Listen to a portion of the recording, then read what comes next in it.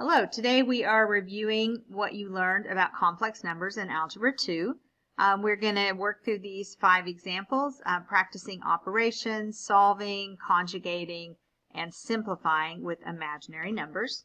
Don't forget that in the help sheet that I put online in the Unit 1 resources under Unit 1B is the complex numbers right here. So it kind of goes through some operational things, the patterns of I, complex conjugate, what a complex number is, what an imaginary number is. So don't forget that that's on Canvas as well.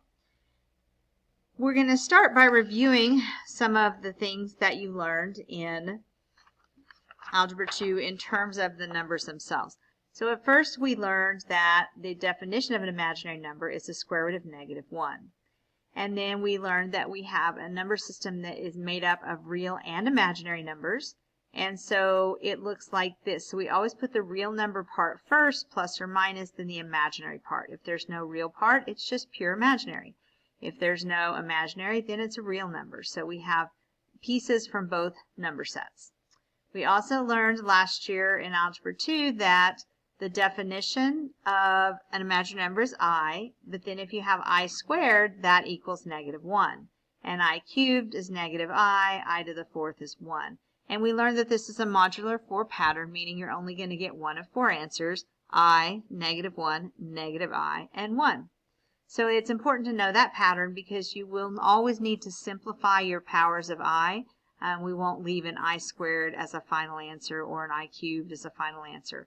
And the other thing I want to point out is this is the definition. So if I have the square root of -1, I replace it with I. I really won't go back the other way and replace I with the square root of -1. So the patterns repeat themselves. For instance, if I have I to the 5th, well, then that's actually equal to I. So if I think about this, remember I said it was a modular 4 pattern? If I take 5 and divide it by 4, it goes in there one time with one remainder left over. When the remainder is 1, it's always going to end up as an I.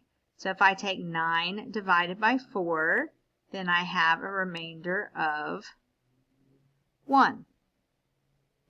Because if I take 9 divided by 4, 4 goes into 9 2 times evenly and has that remainder of 1. But maybe that was a better way to say that.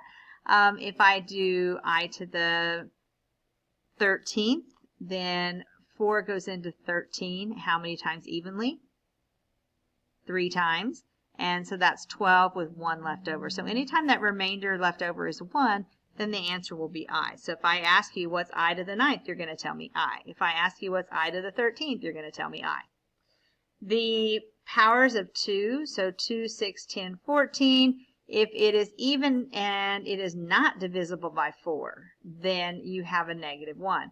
In other words, I'm going to have some stuff left over. So if I take 6 and I divide it by 4, that goes in there one time with 2 items left over. So that's the second place in my pattern. So I to the 6th would be -1. If I do I to the 10th, then I would say, okay, how many times does 4 go into 10? That's twice. That's 8 with 2 left over. 1, 2. It's a -1. Okay? So if I'm looking at patterns along this line where I have 3, 7, 11, 15, so they're odd patterns.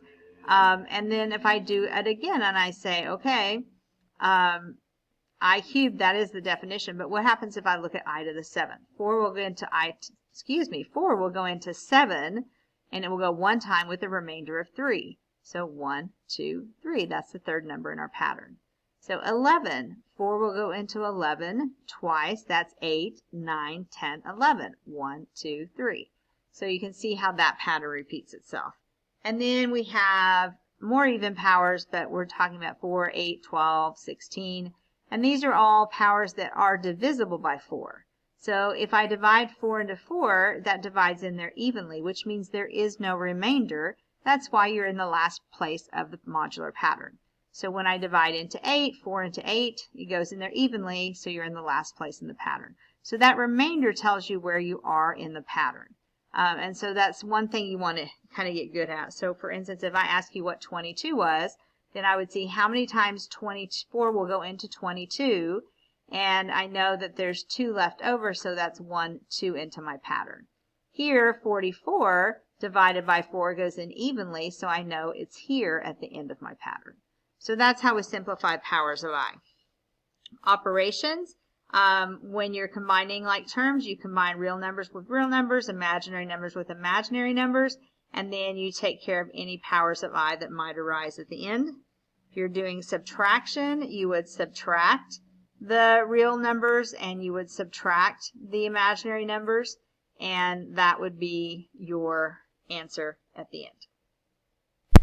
So the first set of problems that we're going to do are basic, just simplifying problems. So in problem 1A, we're collecting like terms, remembering to distribute the negative. In B, we're just distributing the 4 through and seeing how that's going to affect things. In C, we have 2 of the same binomials, so we're going to FOIL that together or box it depending on what you do. And remember that so you simplify any powers of I at the end. And here we're going to do the same thing, except this time we have A's and B's, not just numbers. Okay, so on the first one, we're going to simplify. So we're going to distribute that negative through, so we get negative 7 minus I. Then we're going to collect our like terms. Remember, real numbers combine with real numbers, imaginary numbers combine with imaginary numbers, and in this case, the real numbers combine to be 0. The imaginary numbers also combine to be 0, so the whole daggum thing is just a 0. In 2, when we're distributing, 4 times 2, 4 times negative 3i. So we end up with 8 minus 12i. So remember, we're leaving our answers in complex form, so the real number part should be first and the imaginary part should come second. On this one, we are FOILing. So we're going to do 3 times 3, 3 times 2i, 2i times 3, and 2i times 2i. So that's what I have out here. If you do it in a box, then it's really just an organized way to FOIL. And so then I put all of the real numbers together and all of the imaginary numbers together, and I get this, 9 plus 12i plus 7i squared. So we can't leave it like that. We're going to replace the I squared with a negative 1. And so that's going to look like that. And then I have a negative 4 here and a positive 9 there, so that leaves me with 5 plus 12i. So again, real number comes first, imaginary part comes second. So that takes care of the first 3, and the last one, I want to point this out because it does have some interesting things right here. The fact that D is, they're conjugates of each other. Remember, a conjugate is the exact same binomial, they only differ by this inside sign. And so when I FOIL it, I times A times negative BI, BI times A, BI times negative BI. So what happens in this particular case when you're multiplying conjugates, the O and the I terms right here are always going to be opposites of each other, so they're always going to eliminate.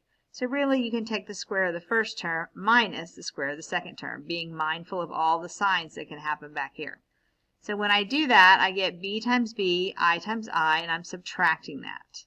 Well, we're going to replace the I squared with negative 1, so now it's negative B squared minus 1, and the negative times the negative is a positive. So you can see in this case we're not in the real number set, and conjugates here are actually going to produce A squared plus B squared. So be very careful though, don't just fall back onto what you know about difference of squares, see how it applies in imaginaries. In problem set 2, we're going to do a little conjugating and getting that I out of the bottom. We're going to be collecting some like terms, but notice there are negatives under the radicals, so they're an imaginary number, and before we can apply real number operations, we need to get rid of that negative under the radical. Same thing is true here, and here we're just doing a little FOILing.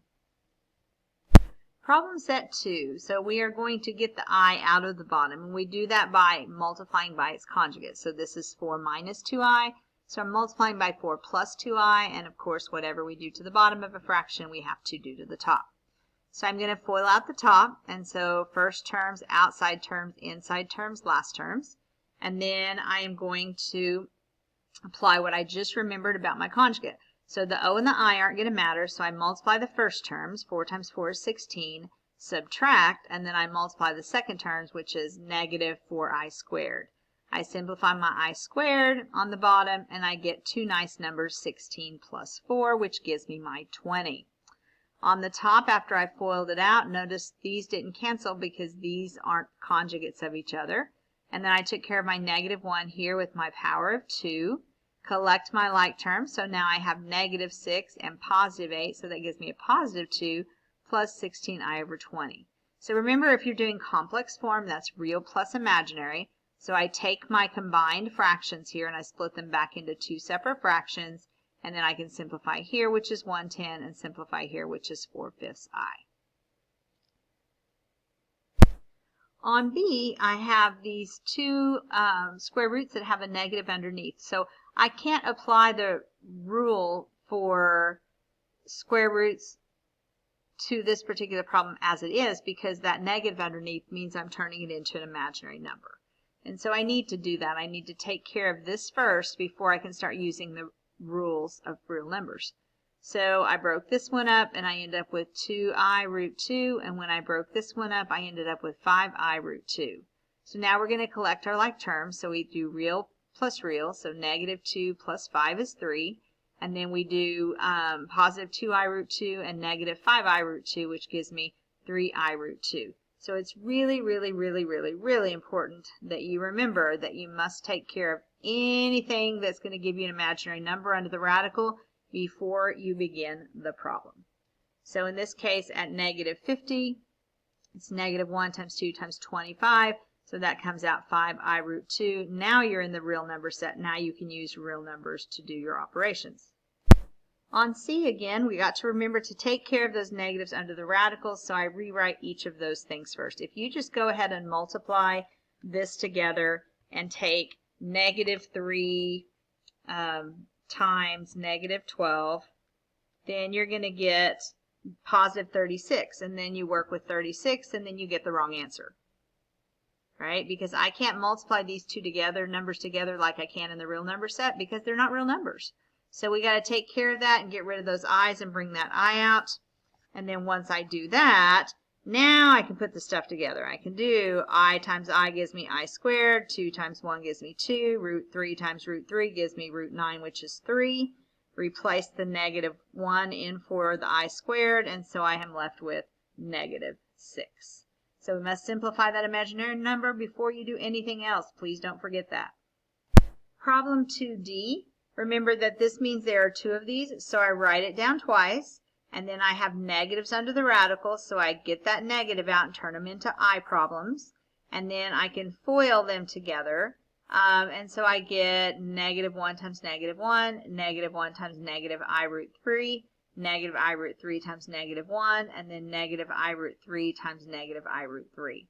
And so what happens is we end up with two terms in the middle we can combine. So now I have 2I root 3. And I have a negative 3 and a 1, which I can combine, which is negative 2. So negative 2 plus 2I root 3. The next three problems that we're going to do are in set 3, and they're solving. So we're going to leave answers in complex form. On the first one, we're solving where there is no linear term, so that's just a matter of isolating x. The second one, we're going to solve with the quadratic formula, so you can kind of see how that works. And the last one, we're going to solve with the completing the square. So that's the solving problems we're going to look at. So one where there's no linear term, like on A, that's pretty straightforward. We set it equal to 0. We move the negative 4 over. We take the square root of both sides. We remember that we must include plus or minus so that we account for both possibilities. Then I pull out the negative to make the I, and the square root of 4 is 2. So my answers are plus or minus 2I. Be careful when you have these problems. A lot of times people will try to use all kinds of different methods, but really all you need to do is just isolate your x term. So get x squared by itself, then take the square root. In B, we're using the quadratic formula, so we know A is 3, B is negative 2, C is 5. Please remember that it's x equals. It's not some math magic number right here. We need to know what that equals. And please pay attention to the double negatives here. So it's negative B, and B is negative, so that's positive 2. The other place I would caution you about is right in here, and this often is where people make calculation mistakes. If you're these three things, if one of them or three of them is negative, then you're going to be subtracting right here. And in this case, I'm subtracting a bigger negative number than what I'm starting with, so I'm going to get a negative under the radical. Then I'm going to break that down into 14 times 4, and that's how this is going to come out, the negative and the 2I. So once I'm here, split it up into two fractions. Remember, notice the x is here all the way down. And though I keep the 2/6, that simplifies to 1/3. The 2/6 in here simplifies to 1/3, so I have square root of 14 over 3. And the I goes at the back if you're in true complex form. Sometimes it's okay if the I is in front, like right here for me, unless the directions specifically say complex form. But it's always a good idea to break these fractions up, make sure you're simplifying them properly, because I often find students make mistakes right there. All right, the last solving that we're going to look at is solving with completing the square. I always get a lot of people that ask me about that, and keep in mind when I'm doing my notes like this, like I write every little thing down so you can see what's going on. So if you were absent, you would have all the steps there because you don't have the benefit of being in class for the conversation. But however, when I'm doing this on my own, I'm probably not going to have quite this many steps. And as you watch me work different kinds of completing the square questions in class, you'll see that it really is not near as long as what this example makes it look like. But I tried to write all the steps down just so if you're still struggling with that, you had some direction. So when you're doing completing the square, you actually move the constant to the other side and you actually complete the square, meaning you took a trinomial that was not a perfect square trinomial and we're getting ready to turn it into one, because when we know it's a perfect square trinomial, we know it factors into two of the exact same binomial. Okay, so once I've got the negative 10 over here, then I'm going to take 1/2 b squared. And so I go to this middle term, and this is positive 6, so half of positive 6 is positive 3. If that had been negative 6, half of negative 6 is negative 3. So then I'm going to add that to both sides. I typically have my students do this because it makes it easier for them to factor, but if you don't like that, you could put +9 + 9, and that's totally fine. That would still be a perfect square trinomial that is going to factor into two of the same binomials.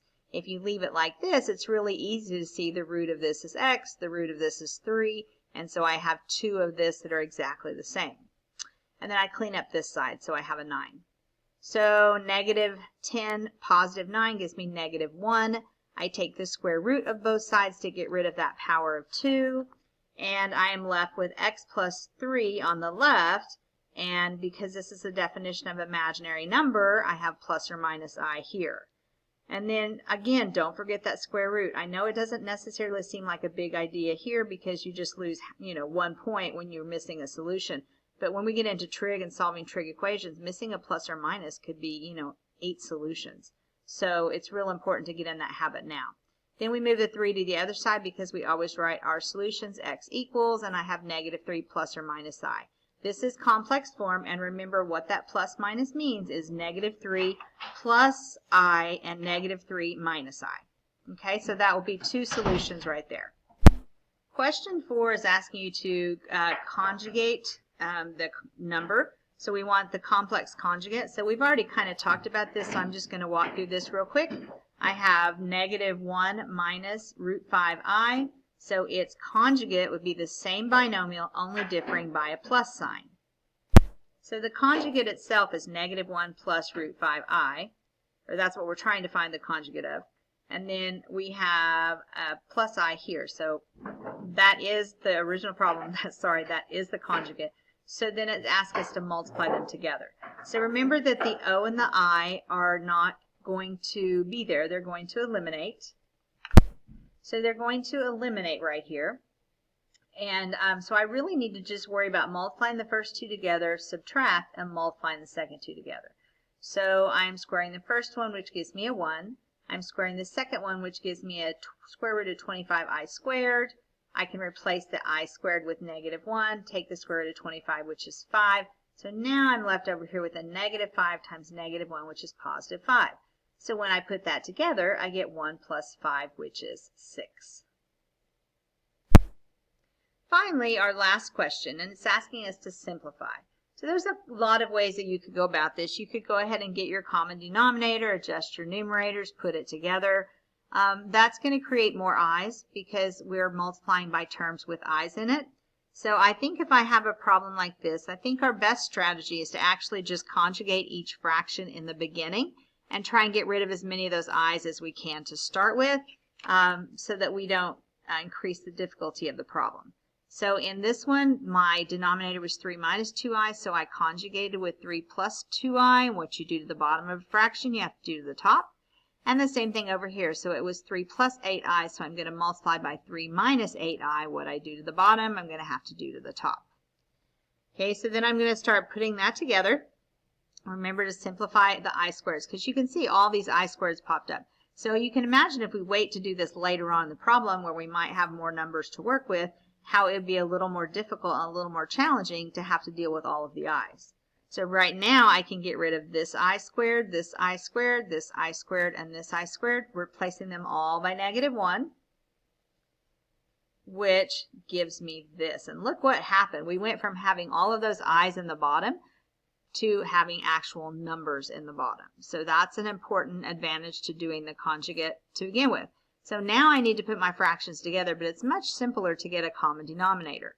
So when you're getting a common denominator, the only thing they have in common here would be to multiply them together. So this is where we usually say, or I usually say, it's a Miss Adams thing, that we're going to smile. So imagine multiplying up, and then multiplying straight across. So can you see the smile? Up, up, and across. That's just a really quick memory device to kind of help you remember how you can quickly get a common denominator. I wouldn't do that if like these factors had something in common, then I could just multiply the top and the bottom by what was missing. But they don't have anything in common, so that's the way I'm going to go. 73 times this, 13 times that, and then 13 times 73. All right, so once I do that, I'm going to distribute the 73 through, distribute the 13 through. I get this nice string of bigger numbers. I'm going to collect my like terms, and I get that. Okay, so then if we're not, this isn't in complex form. It's close, but it's not actually in complex form. So if I'm going to put it in complex form, then I'm going to have 62 over 949. 297i over 949. This is actual complex form. Sometimes we'll stop here. Sometimes we will go all the way down, and we'll practice that skill to make sure when you need to do that, you can. So that's our last question. We've went through all of the problems on today's lesson. Again, it's review from Algebra 2, so practice, practice, practice. You have a complex number circuit to work on for more practice on complex numbers, and to make sure you are good and ready for the assessment on this unit. Thanks so much. Bye.